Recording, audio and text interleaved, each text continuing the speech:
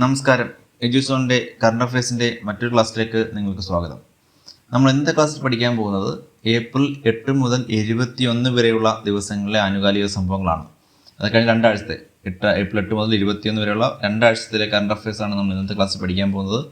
കഴിഞ്ഞ ആഴ്ചയിൽ current affairs കാര്യമായിട്ട് അധികം ഇല്ലാത്തതിനാലാണ് നമ്മൾ വീഡിയോ ഇടാഞ്ഞത്. അപ്പോൾ ആ ഉള്ള ഒന്ന് രണ്ട് കാര്യങ്ങളും ബാക്കി ഉൾപ്പെടുത്തിയാണ് നമ്മൾ ഇന്നത്തെ ക്ലാസ്സിൽ പഠിക്കാൻ പോകുന്നത്. ഏപ്രിൽ മാസം അന്തരിച്ച പ്രമുഖ ശാസ്ത്രജ്ഞനാണ് പീറ്റർ ഹിഗ്സ്. ദൈവഗണം എന്ന് വിശേഷിപ്പിക്കുന്ന ഹിഗ്സ് ബോസോൺ കണ്ടെത്തുന്നതിൽ മുഖ്യ പങ്ക് വഹിച്ച വ്യക്തിയാണ് പീറ്റർ ഹിഗ്സ്.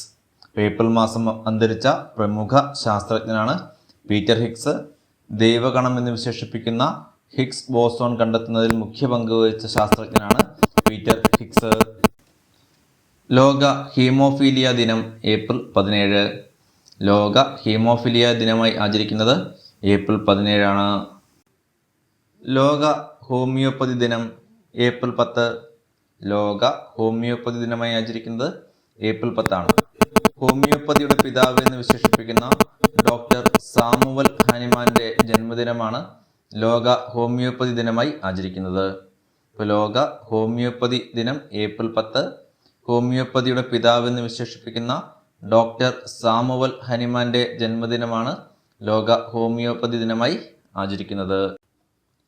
കേരളത്തിലെ ആദ്യത്തെ ട്രാൻസ്ജെൻഡർ ഫിലിം സൊസൈറ്റി നിലവിൽ വന്നത് കോഴിക്കോട്. കേരളത്തിലെ ആദ്യത്തെ ട്രാൻസ്ജെൻഡർ ഫിലിം സൊസൈറ്റി നിലവിൽ വന്നത് കോഴിക്കോടാണ്. ലോക കരൾ ദിനം ഏപ്രിൽ 19.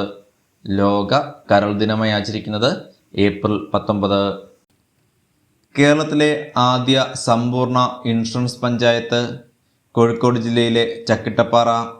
കേരളത്തിലെ ആദ്യ സമ്പൂർണ്ണ ഇൻഷുറൻസ് പഞ്ചായത്തായി മാറിയത് കോഴിക്കോട് ജില്ലയിലെ ചക്കിട്ടപ്പാറ പഞ്ചായത്താണ്.